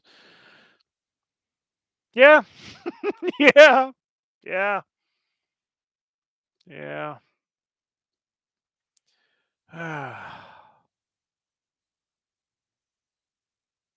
Lol, I was wondering where my book is at. Oh, Alex is in the chat. Yes, Alex. As I described, I've decided the book will not be hidden when it goes live tomorrow, 4 p.m. finish time, but I just didn't want to deal with the shit until it goes live. And I explained it earlier if you didn't catch that. So sorry, Alex. Yeah, well, you know, people will realize why I put it off, and maybe I'm a cowardly moron. Maybe nothing will come of it. Maybe they'll just be like, "Oh, you're just being Jim," and I hope so. Nothing would make me happier to think I overreacted, and people, yeah, that'll be good. That'll be very good. But the world the way it is, I think I'm gonna have to be off the internet for a little while, except to process orders. Let's see.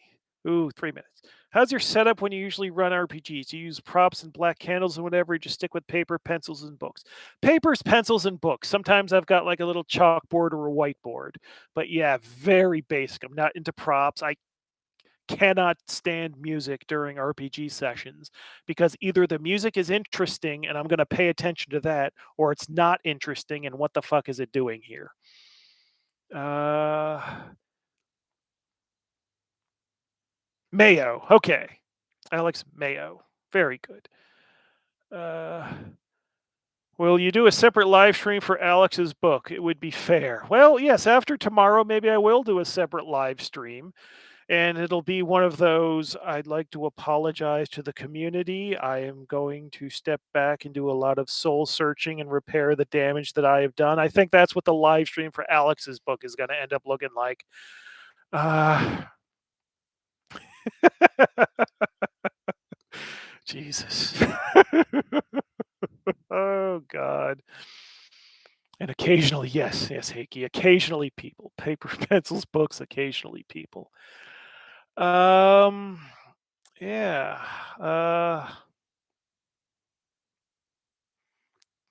The background is just fire and air raid sirens.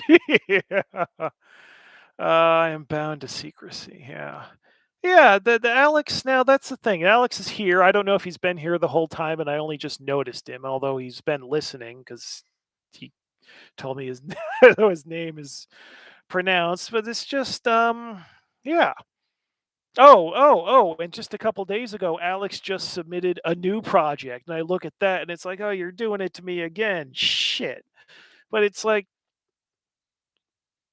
here's the thing. I'm going like mental with seeing how everyone else is getting picked off, and oh, you're a bad person. There's your career. Oh, you're a bad person. There's your career. But I like things that tempt that fate. And I seem to be in a mindset where I can't just stand up and be like, "Well, fuck you people," like I used to, and just have it all bounce off of me because that's how it used to be. But so I've got this thing where it's like, okay, I gotta. Well, I'm repeating what I said earlier. I gotta figure out how I can deal with it without turning away from the material.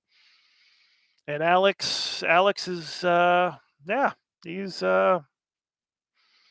Alex is being one brave motherfucker on my label. That's all I gotta say.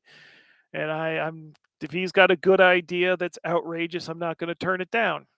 No matter what I think the cost is gonna be. If it's a good idea, yeah. I'm my what happens to me is not important as long as the good things exist. It's yeah.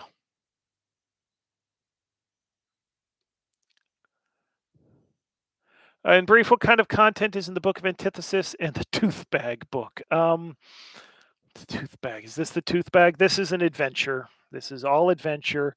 Book of Antithesis is about two-thirds adventure and one-third occult practices to unlock your gaming potential. Really. Um, is this the first time Alex has written for LOTFP? It's not the first book he's written for LOTFP, but it's the first one that's being released. Because shit doesn't happen in order. Let's see. I'm a saboteur by nature. Yes, you are, Alex. Yes, you are. Okay, we've hit 11 p.m. I've promised Hannah that I would not be here all night because, as last year's live stream proved, I can be here all. I can do this all day because I'm Captain Fucking America. We just watched a Chris Evans movie. Um, let's see.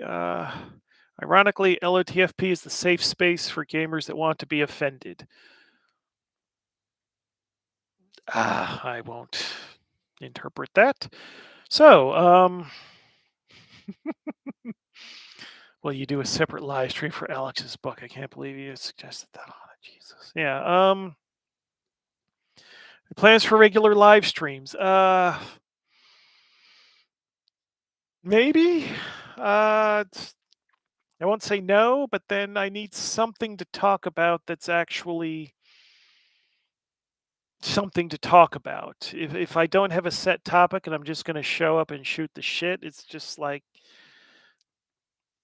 feels like a waste of time. I might as well watch wrestling or, you know, I don't know. If I have something to talk about and there's a reason to communicate that way. But yeah.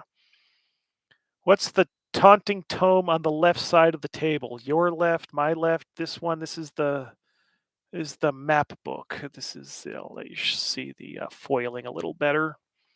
It's a book of early modern maps with the framing of a cartographer that's traveled the world to make the maps. Let's see. Okay. And I sent you an email about writing for you regularly. Yeah, there's a bunch. I've got a large backlog. Again, all this stuff. I originally thought it was going to press at the end of May. So that's how backed up I am with shit that's supposed to be happening.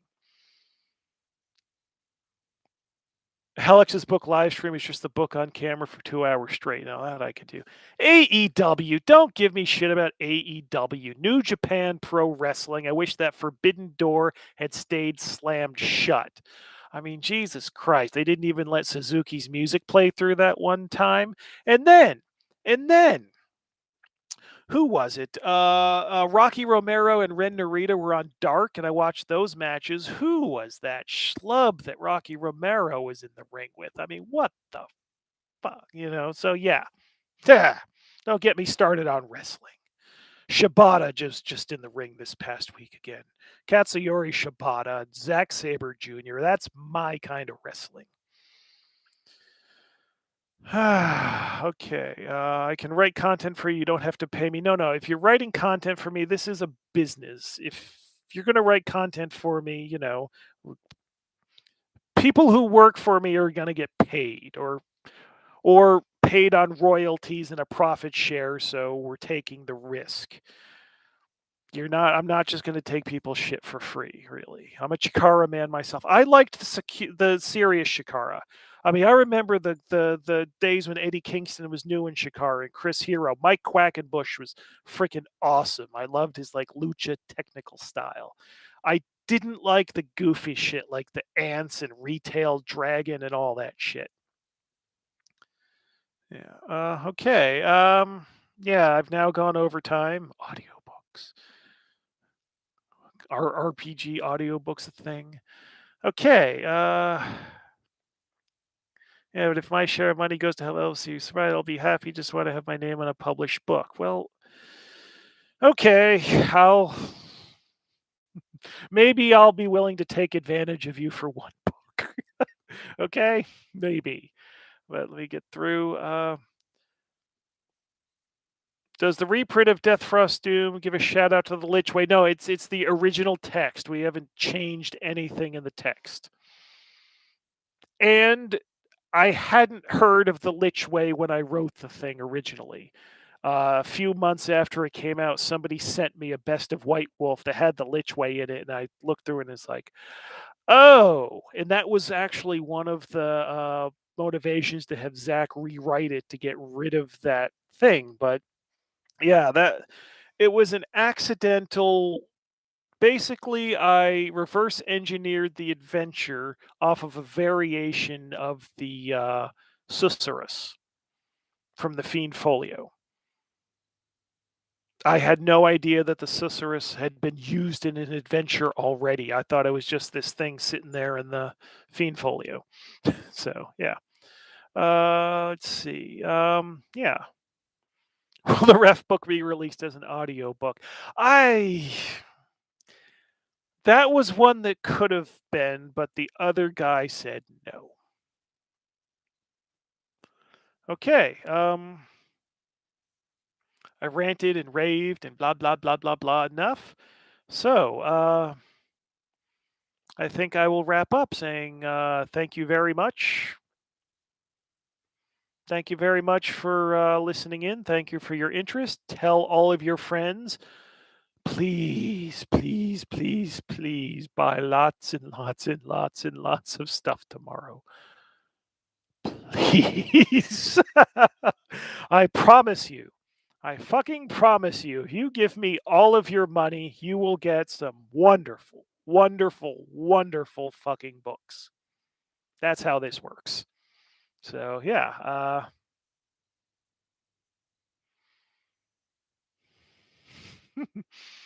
I will end the stream now and see y'all tomorrow. 4 p.m. Finland time, the EU web store.